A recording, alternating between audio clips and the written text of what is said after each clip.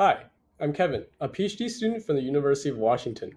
Today, on behalf of my co-authors from the University of Washington and Georgia Tech, I'm excited to be sharing our work on mapping the design space of teachable social media feed experiences. Let's start all the way back in 2006, when the first social media feed was launched by Facebook. The feed was a centralized place that showed all your friends' updates in reverse chronological order, so you don't have to individually check their pages to know what they were up to. It was that simple. And now let's fast forward to today, and it's far from simple.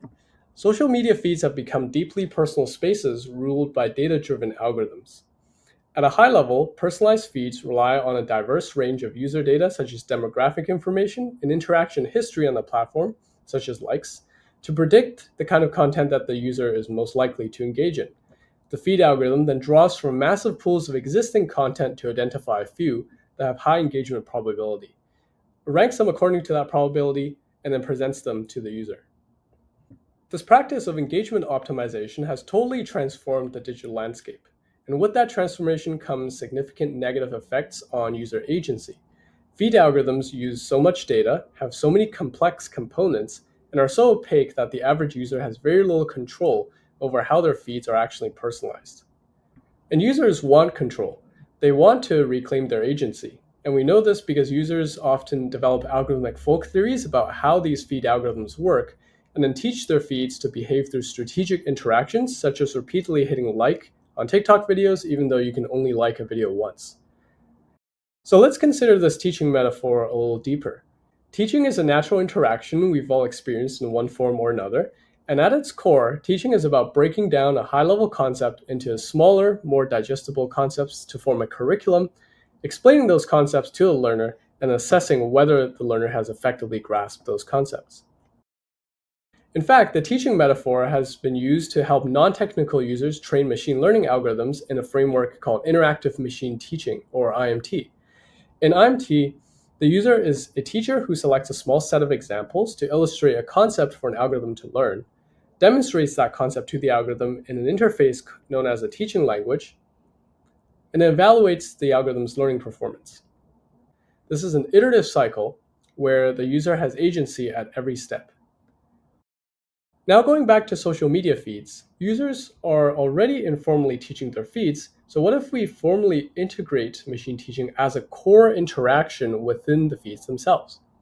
Can we use this teaching metaphor to rethink the design of feeds and provide users with more agency in personalized feed curation? So in order to envision what teachable feeds look like, we first need to answer a key question, which is what do users even want to teach their feeds in the first place? Specifically, what are the most important pieces of information users look at when determining the value of content in their feeds? We can then design our teaching interfaces to support interactions that engage with those pieces of information.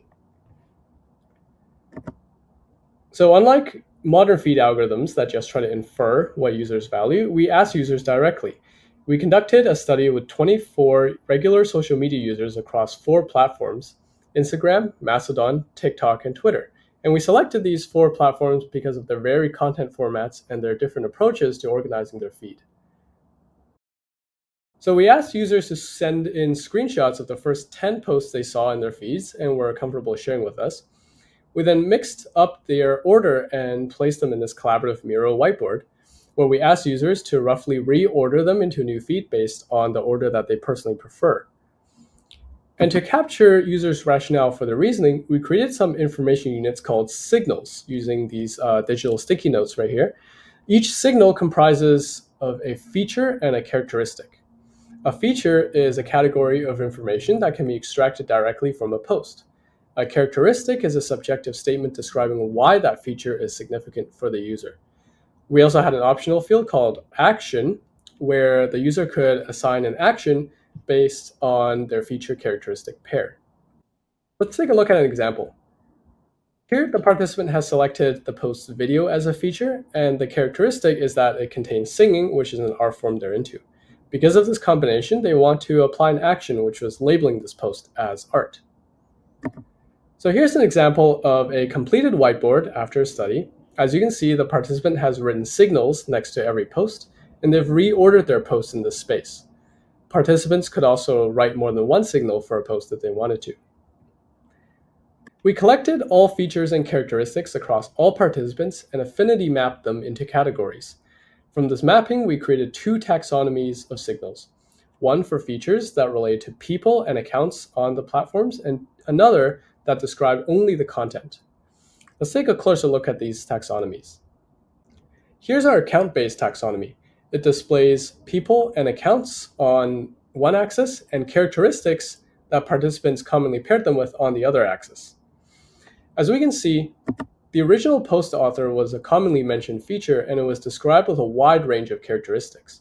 Some characteristics related to personal connection and familiarity.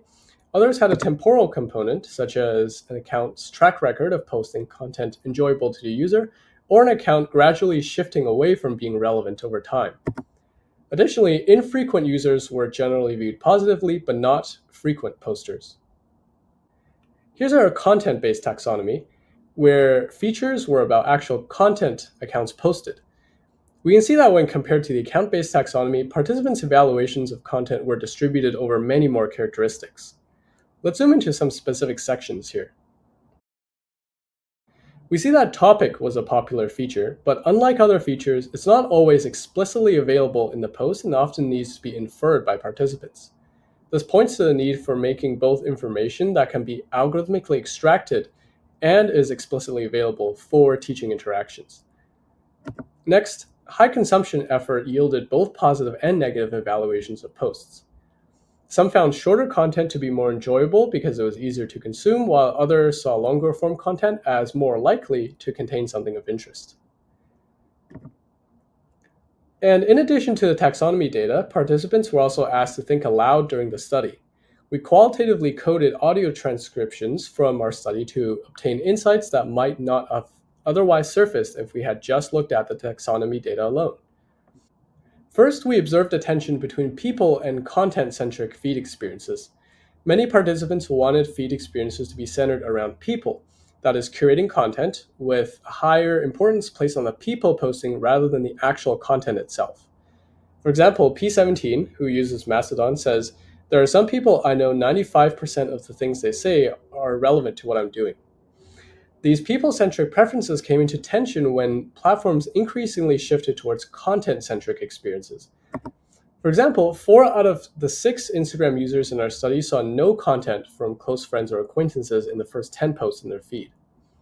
But a preference for people-centric feeds wasn't universal. Many TikTok users in our study mentioned that they use TikTok mainly for its content recommendations.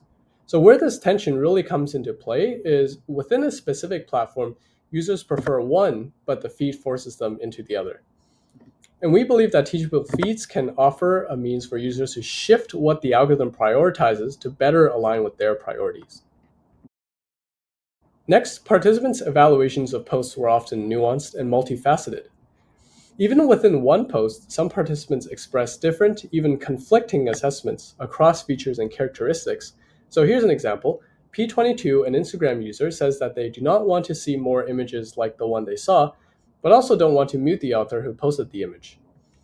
Conflicting evaluations can also occur within a single feature. P16, a Mastodon user, says that while they wish to some degree that the text they saw wasn't posted, it was still valuable in giving them more information about the author and makes it feel like a real conversation. Overall, participants' nuanced evaluation of posts cannot be adequately captured by feedback elicitation mechanisms common in today's feeds, such as clicking like or even a react. And we propose teachable feeds as a means of enhancing the expressivity of user feedback by capturing these more nuanced evaluations. We've mapped out a taxonomy of features and characteristics that can help parameterize this design space of teachable feeds, and identified additional motivations for these feeds in our qualitative analyses. But what do some points in this design space actually look like? To explore this, we created some design concepts for teachable feeds, and for the sake of time, I'll only introduce 2 and invite you to check out our full paper for more. And as I introduce these, I just want to emphasize that these are not meant to prescribe what teachable feeds can look like, but inspire further discussions and exploration of this new design space. First, we have exploded UI views. Once a user engages with a post, for example through a like, The UI explodes out into its individual features, such as author, text descriptions, attached media, hashtags, and so on. These are all features included in our taxonomies. These features may be directly available in the post or algorithmically extracted. For example, topic was a popular feature in our content-based taxonomy that often needed to be inferred from the posts. The user can then engage in teaching the feed algorithm their preferences in this exploded view by selecting specific features that they consider to be relevant or irrelevant. So what happens after the user selects a feature? This brings us to our next design concept, which is multi-feed teaching. The user will be prompted to organize their selected feature into a folder. Just like how in our study, users assign features a characteristic to indicate why it's significant to them. The post from which the feature originated will then be used to seed a new feed that is different from the home feed based on the folder it was placed in. This new feed acts as a constantly updating curriculum that embodies a particular concept. In this case, it's the user's friends. Users can then create many such feeds, and each will have a distinct algorithm learning from a different curriculum. Before we end, I just want to address an elephant in the room, which is adoption. What incentives do social media platforms, especially large for-profit ones, have to adopt teachable feeds? We think there is a potential for incentive alignment here.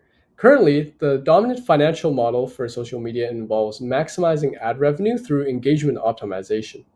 We think there is a future where ad quality is increased using human feedback willingly provided by users through teachable feeds to reduce reliance on ad quantity and ad exposure time. This way, ad targeting can be made more transparent as users will have a record of what they taught to their feeds, and also irrelevant ads, which clutter many of today's platforms, may be reduced if platforms receive high-quality granular feedback directly from users. This decluttering helps improve platform user experience and may help retain users as well. To recap, we mapped out a design space for teachable social media feed experiences. To do this, we first identified key signals users relied on to determine the value of posts in their feeds. We then built up a taxonomy of features and characteristics from these signals to highlight key information that can form the basis of in-feed teaching interactions. We then presented design concepts as example points in this design space to further inspire discussion and exploration. We invite you to check out our full paper for so much more, and we thank you for your attention and hope you enjoy KITE 2024.